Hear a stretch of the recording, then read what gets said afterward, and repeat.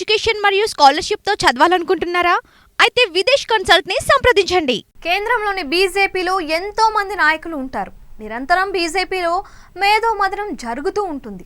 దాని మాతృ సంస్థ అయిన ఆర్ఎస్ఎస్ అయితే పూర్తి స్థాయిలో దిశానిర్దేశం చేస్తూ ఉంటుంది. ఆర్ఎస్ఎస్లో ఉన్నవారు అంతా తెలివి నిండిన వారు, తలలు పండిన వారు. వారు అనేక సబ్జెక్టుల్లో నిపుణులు. బీజేపీ వంటి రాజకీయ ముఖాన్ని జనంలో ఉంచి రాజకీయంగా సరైన ట్రాక్లో పెడుతున్న ఆర్ఎస్ఎస్ మేధస్సుని తక్కువ అంచనా వేయడం ఎవరి తరమూ కాదు. బీజేపీ నేతలు జనంలో ఉన్నా లేకపోయినా ఆర్ఎస్ఎస్ క్యాడర్ క్షేత్రస్థాయిలో ఎప్పుడూ ఉంటుంది. అలా ఫీడ్బ్యాక్ని తెచ్చి ఎప్పటికప్పుడు బీజేపీకి ఇస్తుంది. అది డిస్కషన్ పెడుతూ ఉంటుంది. అలా బీజేపీకి కోట్లాది మంది జనాలు ఏమి అనుకుంటున్నారు అన్నది తెలుస్తూ ఉంటుంది. అంతేకాదు, వివిధ రాష్ట్రాల్లో రాజకీయ, సామాజిక, ఆర్థిక పరిస్థితుల మీద ఆర్ఎస్ఎస్ అధ్యయనాలు చేస్తూ ఉంటుంది. ఇంకో విషయం ఏంటి అంటే ఉచితాలకు ఆర్ఎస్ఎస్ బహు దూరం. అదే బీజేపీ ఫిలాసఫీగా మారింది. ఏపీలో చూస్తే సూపర్ 6 అంటూ చంద్రబాబు ఎన్నికల వేళ అనేక హామీలను ఇచ్చేశారు. ఎడాపెడా ఆయన వాటిని జనంలో ప్రచారం కూడా చేశారు. బాబు ధైర్యం ఏంటి అంటే కేంద్రంలో బీజేపీ అండ ఉంది అని.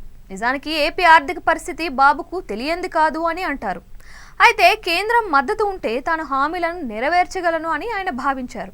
కానీ కూటమి మేనిఫెస్టోకి బీజేపీ ప్రతినిధులు హాజరైన ఆ మేనిఫెస్టోని ముట్టుకోలేదు.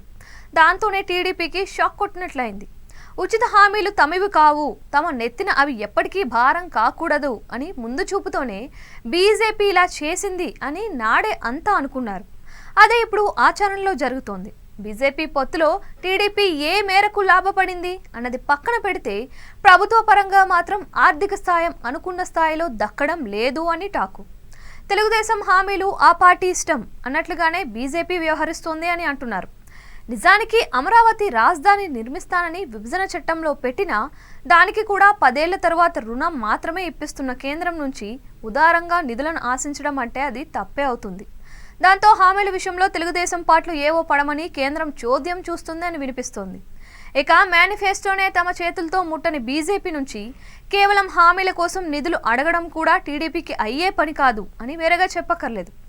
ఒకవైపు 2 నెలల వ్యవధి గడుస్తుంది.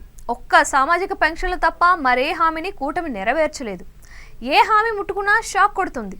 పైగా విధి విధానాల దగ్గర తక్రారు వస్తే అనుకున్నంత మంది లబ్ధిదారులకు ఇవ్వకపోతే అది కూడా వైసీపీకి ప్లస్ పాయింటే అవుతుంది. అందుకే కొన్నాళ్ళు వాయిదా వేయడమే మంచిది అని కూటమి పెద్దలు ఉన్నారని వినిపిస్తోంది. అన్ని అనుకూలిస్తే 2025-26 ఆర్థిక సంవత్సరంలో కొన్ని పథకాలు అమలు చేయవచ్చు. లేకపోతే ఎన్నికలకు 2 ఏళ్ల ముందు హామీలు అమలు చేస్తే జనాలకు కూడా గుర్తు ఉంటుంది అని కూడా ఆలోచిస్తున్నారంట.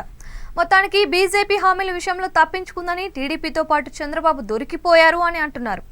మరో మిత్రపక్షం జనసేన కూడా ఈ విషయంలో కేంద్రం వద్ద తన పలుకుబడిని వాడేందుకు సిద్ధంగా ఉందా అంటే జవాబు అయితే లేదు.